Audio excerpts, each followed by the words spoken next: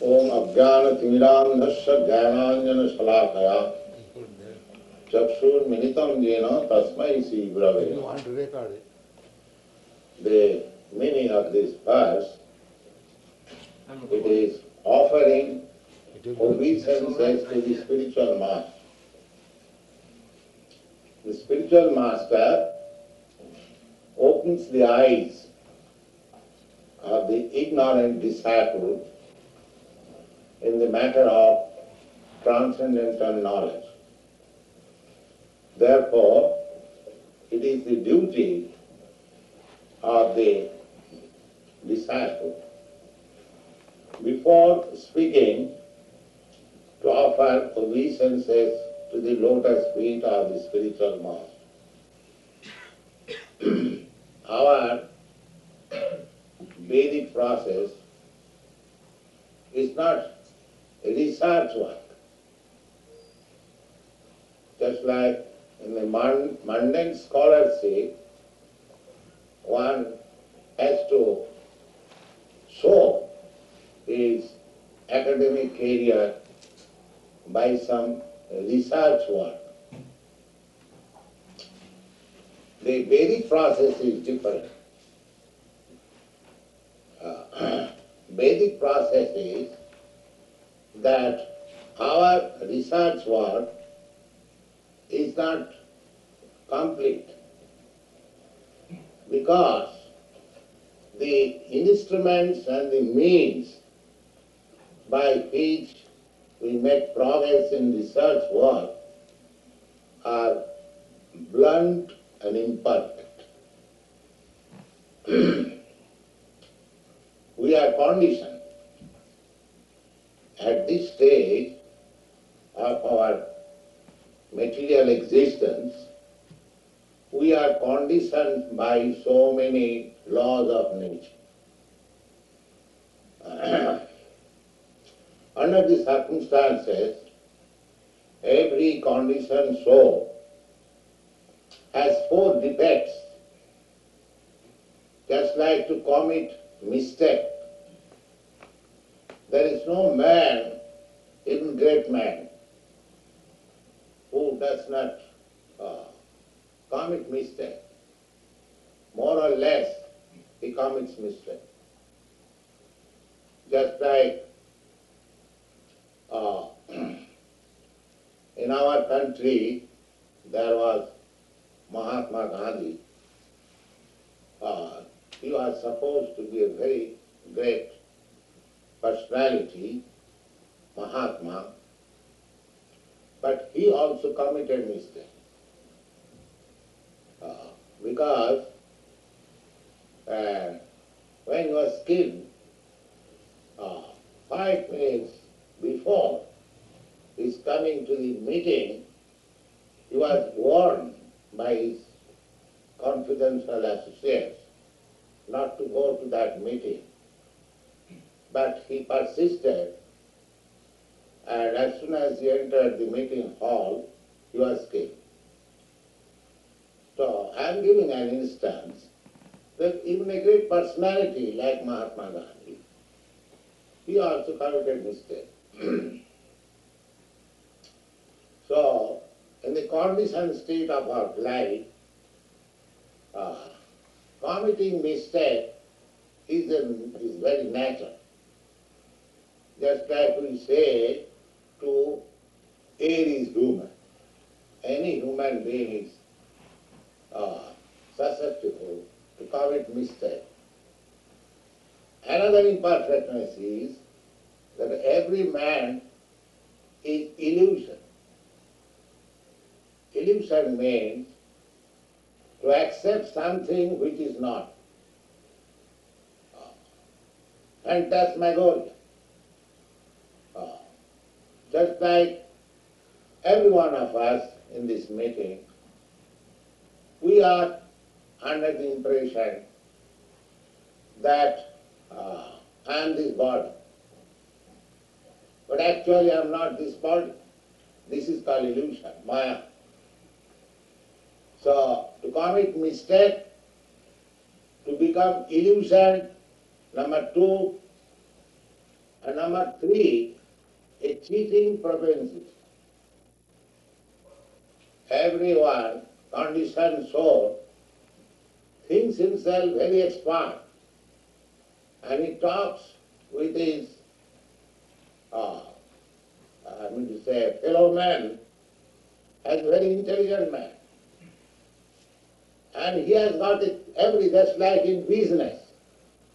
In business, you go to a storekeeper, he will say, "Oh, you are my great friend, I am not taking a farthing profit from you." But you must know that he is taking profit at least 50%. So, this is called cheating propensity.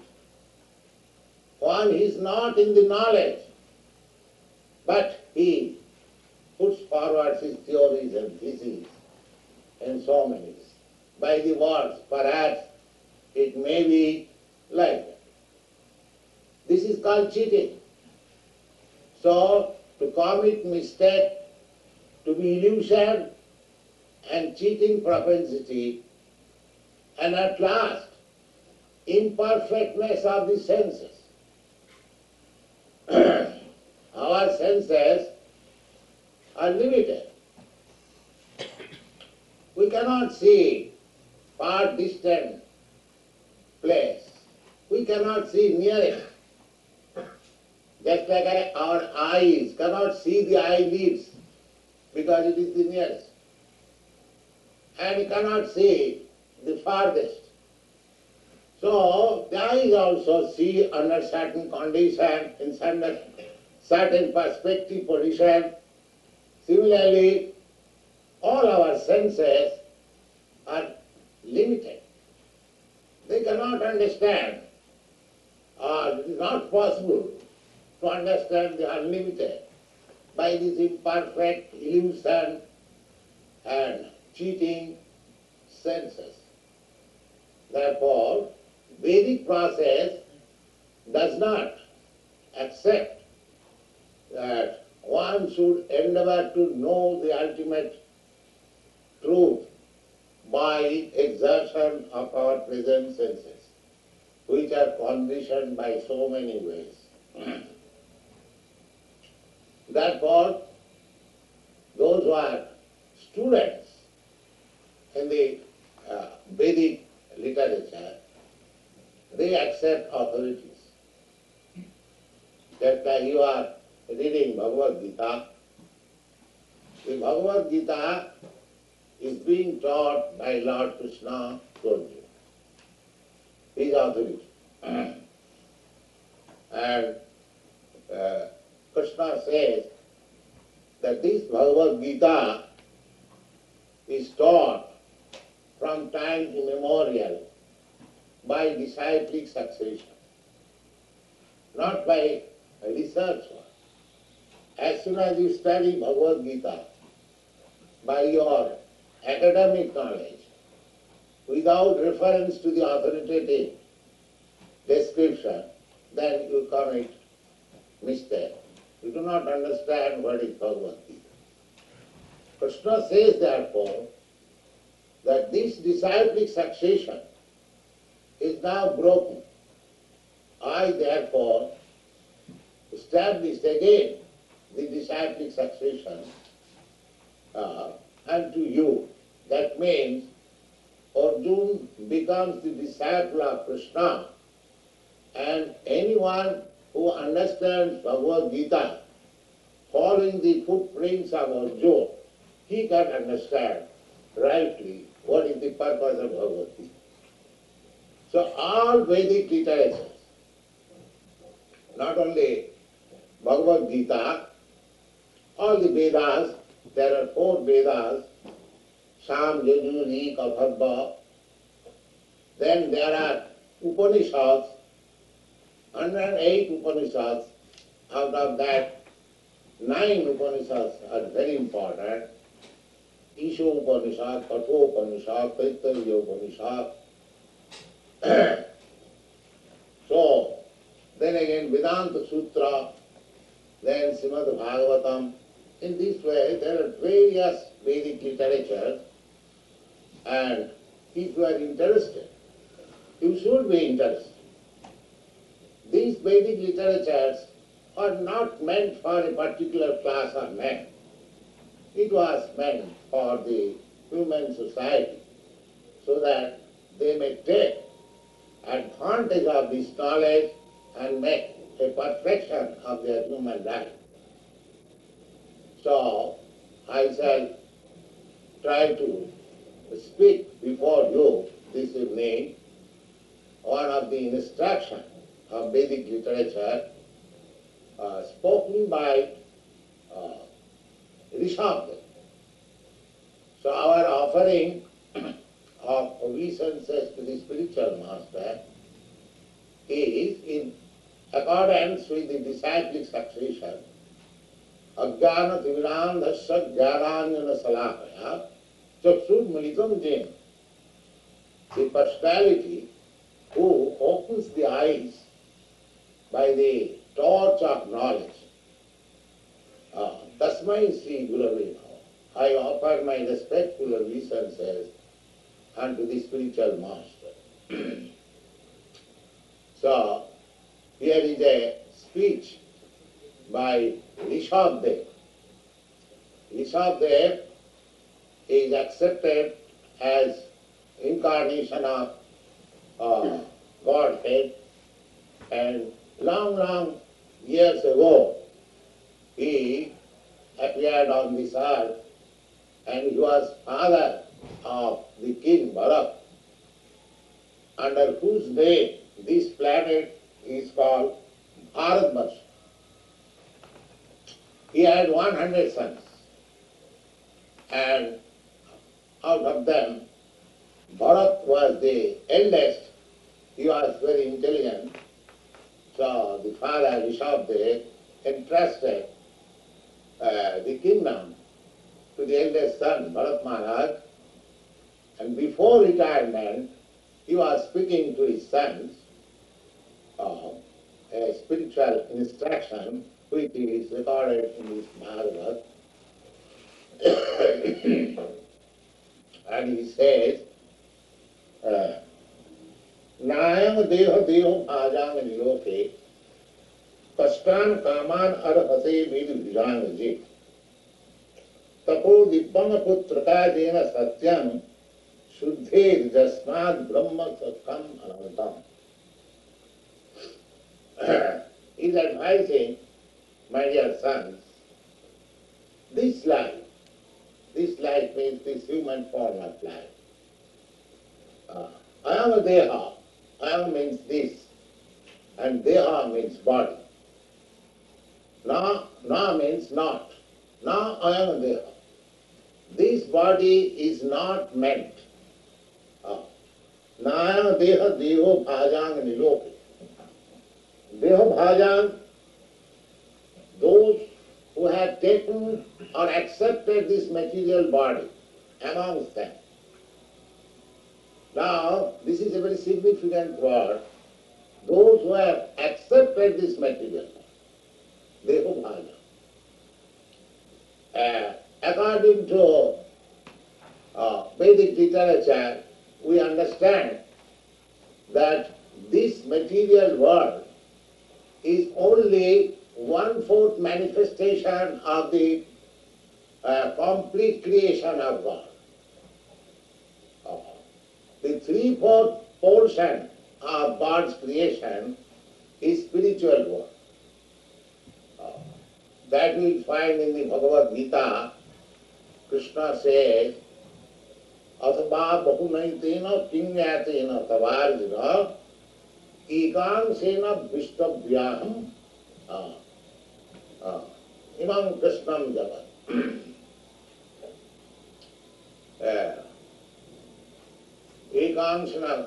Ekangsana means a part, a fractional part. This material world is a fractional part of the whole creation. You see this universe as far as you can see up to the sky. That is only one universe. And there are unlimited universes. They are clustered together. and that is called material world. And beyond that, clusters of an unlimited number of universes. There is another spiritual sky that is also mentioned in the Bhagavad Gita. Paras tasmat bhava anya bhaktya sanatana. Lord says that beyond this material world, there is another bhava, nature. Just like this is material nature. He says, parat tasmatu bhava, bhava anya. Anya means another. There is another nature, which is sanatana. Sanatana means eternal. There is no history of its beginning or there is no end. That is called sanatana, eternal. Eternal means which has no end, no beginning. Nobody knows where it has begun and where it has ended. Nobody knows. Just like the Vedic religion is called Sanatana Dharma, because nobody can trace out when this Vedic religion began. Therefore it is called Sanatana. Every religion, and in our present experience, it has got a history. Your Christian religion, it has got a history, 2000 years. Buddhist religion, it has got a history, 2600 years. Mohammedan religion, it has got a history, 1000 years. But if you trace out Vedic religion, you cannot find out the history there. There is no death, you cannot find out. No historian can give. So therefore it is called Sanatana Dharma. And in the Bhagavad Gita, Krishna says that there is another nature which is Sanatana. Sanatana means there is no history of its creation or end. But this material creation, as you know, we say God created. God created means before creation God was existing. God created. This very word suggests that before this creation of this cosmic manifestation, God was existing. Therefore God is not under this creation. If God is under this creation, then how he can create? He becomes one of the object of material creation. So God is not under creation. He is the creator. Before creation, he was existing. That is called Sanatana. That means he is also Sanatana. And there is a spiritual nature, a sky, where there are innumerable spiritual planets also. And there are innumerable spiritual living entities also. And some of them, those who are not fit to live in that spiritual world, they are, I mean to say, sent to this material world. The same idea is expressed in Milton's Paradise Lost. So, we all conditioned so, we are practically living in a place after Paradise Lost. We should understand this. So here, the specific instruction is that Deho Bhajan means we have voluntarily or willingly we have accepted this material body. Actually, we are still so. We should not have accepted this material body. But when we have accepted, how we have accepted, there cannot be any tracing of history. It is not possible. Anadika. Nobody can trace out the history when we, the conditioned soul, accepted this material body. And Dehobhajan means that anyone who has accepted this material body, not really weak. There are 8,400,000 different forms of living entities. 900,000 species of living entities in the water. Similarly, 2 million species of life in the plants and vegetables. In this way, on the total, there are 8,400,000 of species of life. Unfortunately, this Vedic knowledge is not instructed in any university, but these are facts. They should try, if they are very much inquisitive, to make research work. Now, let them research out how the Vedic knowledge says that there are 8,400,000 of species of life. Let the botanists, let the anthropologists, or so many, there are departments of knowledge, let them research out Darwin's theory, evolution of the organic matter. They are very much prominent in the educational institutions, but there is Padma Puran and other authoritative Vedic scriptures. They give the magnitude of the living entity. There are different forms of body, how they are evolving, one after another, everything is there. It is not a new thing. But people are giving stress only to the Darwin's theory. But in the Vedic literature, we have got immense information of this living condition in this material world.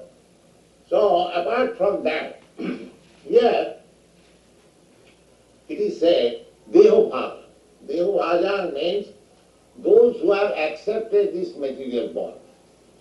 That means there are some, not some, there are many who have not accepted this material body. But we have no experience, who has not accepted this material body in this material world. That is there in the spiritual world. These living entities, innumerable living entities, in so many universes in the material world, or material universe, or material nature, they are only fractional portion of all living entities. Only a fractional portion. Because they are condemned. Those who are in this material world, with this material body, they are condemned. Just like you take another example. Just like in the prison house. The prison house, the population in the prison house, they are condemned by the gods.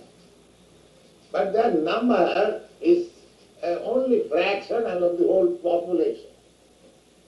Not that the whole population of the state goes to the prison house. Some criminals who are disobedient to the laws of the state, they are put into the prison house under confinement.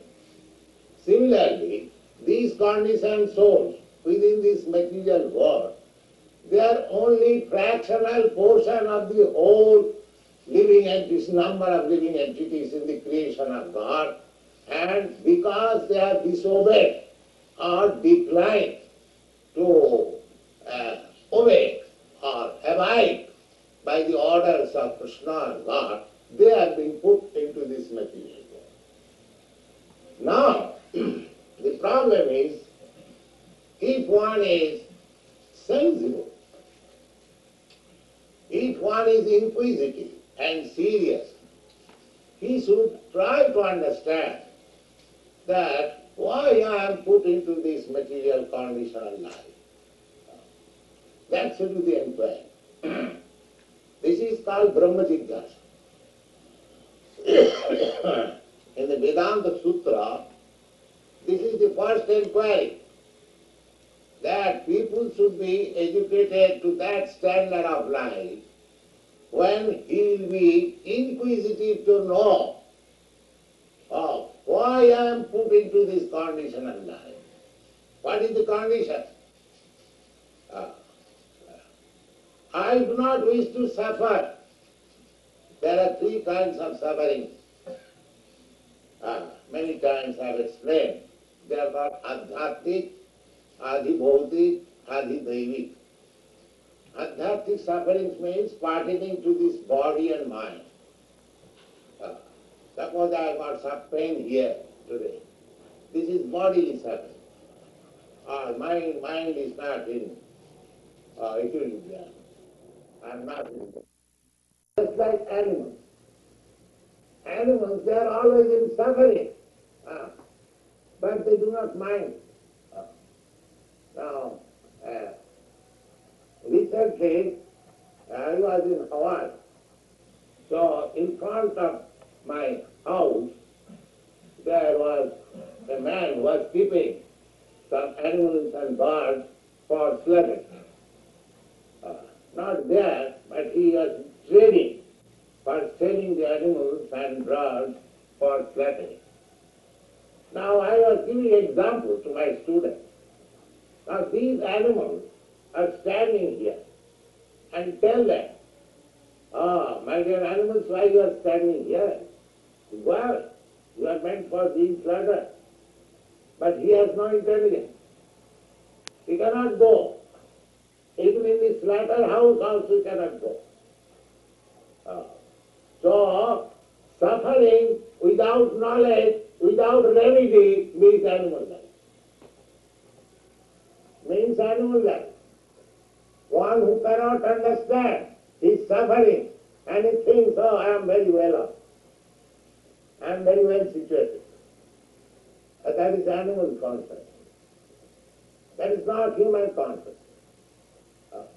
One should be cognizant of the suffering, threefold miseries of this life. One should know there is suffering in birth, there is suffering in death, there is suffering in old age, and there is suffering in disease.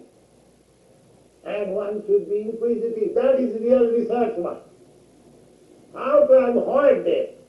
How to avoid birth? We have suffered during our birth. We have forgotten.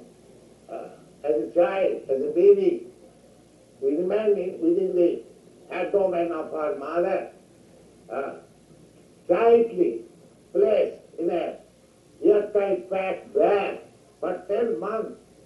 And I could not move even, and there were insects biting me. I could not protest. But we have forgotten. After coming out, our sufferings are there.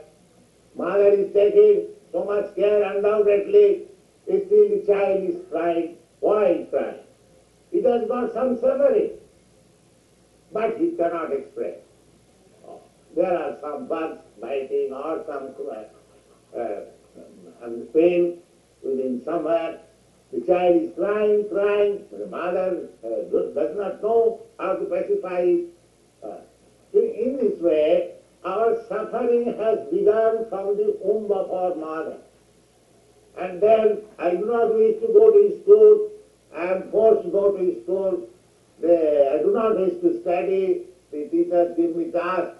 Instead, just study, analyze your life. It is full of suffering. Full of suffering. But we have no inquiry. We have no inquiry. This is not education.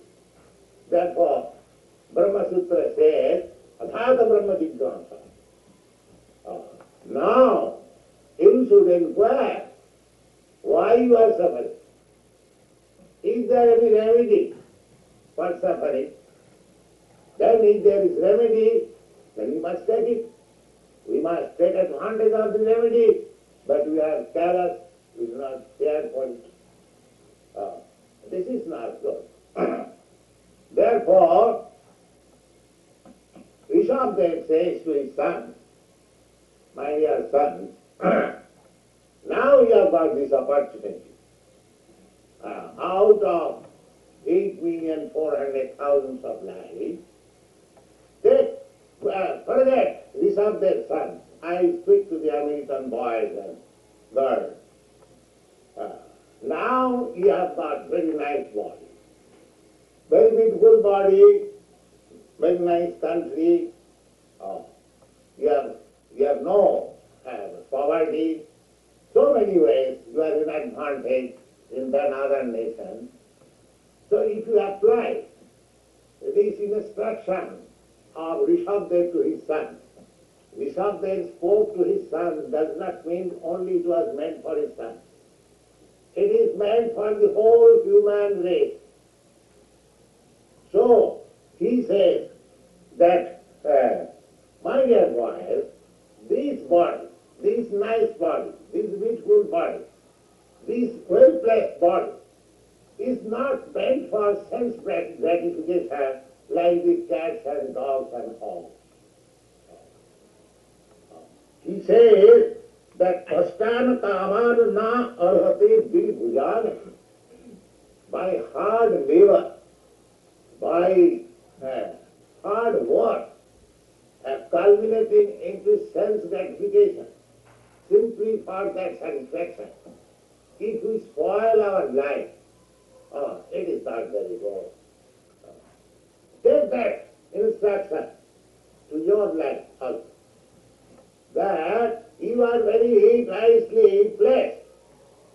But according to Rishabh's instruction, you should not spoil this beautiful life simply for sense gratification. Why? Rishabdev answered, that sense gratification process is there, Bilbhujan. Bilbhujan means these 2 liters. What animal is this 2 liters?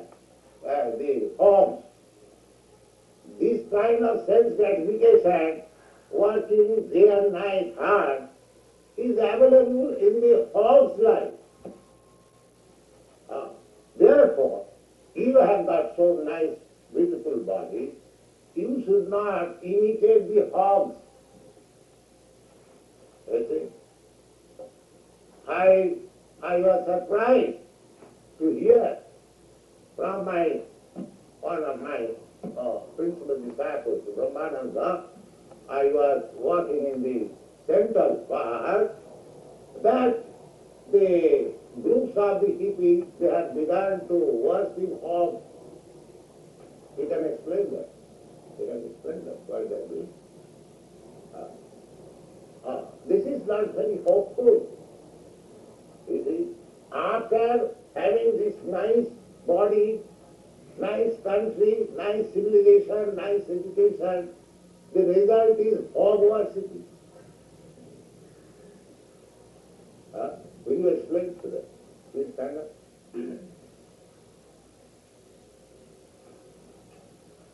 Yes, we have experience, not only in New York City, but many places around the country. We're familiar of worshiping hogs. Many places where we go chanting Hare Krishna, the Lord's name, we have experience of groups of young people chanting hog, hog, hog. Yes, this is going on in New York City. And also they actually have parades where they parade with hogs and pigs, and they bow down before the pigs, and they worship the pigs, and they want the hogs to become, they want to run the hog for president, and they want the hogs to lead them.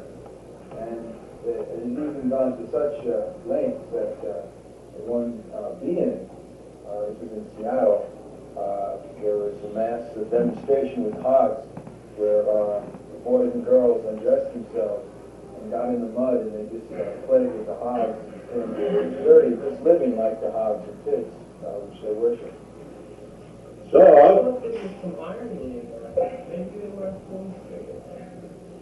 So anyway, this hog worship was anticipated a long, long ago. Otherwise, how they could be described in the Bhagavatam, which was compiled at least 5,000 years ago. Anyway, the idea is that beautiful life, beautiful education, beautiful situation should be utilized for beautiful ends, not degrade to the platform of our worship. That is not very palatable thing, at least. So, Rishabdev says, my dear brothers, the sense gratification process after hard work day and night is available in the hog's life. That is not a very important thing. This human form of life is meant for different purpose. And that purpose he explains that suppose Dibbana Putraka Jena Satyam Shuddhe Tasmat Brahma Sukham Anantam. This human form of life is meant for austerity and penance. You find in the history of Vedic literature, there were many exalted emperors and kings. They also gave to them, gave to the practice of austerity and penance. Deva Maharaj, Prahlad Maharaj, Amrish Maharaj, Yudhishthira Maharaj, they are all kings. They are called Rajarshi. Rajarshi means, although they were kings, most opulent, still they were great sages. So, the same thing is advised that those persons who have got good opportunity of this beautiful human form of life with facility for economic welfare, with facility for living very nicely, everything, the opportunity should be used for better life. Tapodibhyam, tapasya, austerity, a little penance. Just like our students, they are practicing.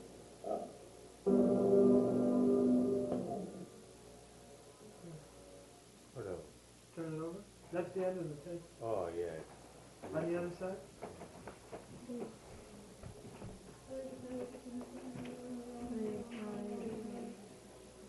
Hare Krishna, Hare Krishna, Hare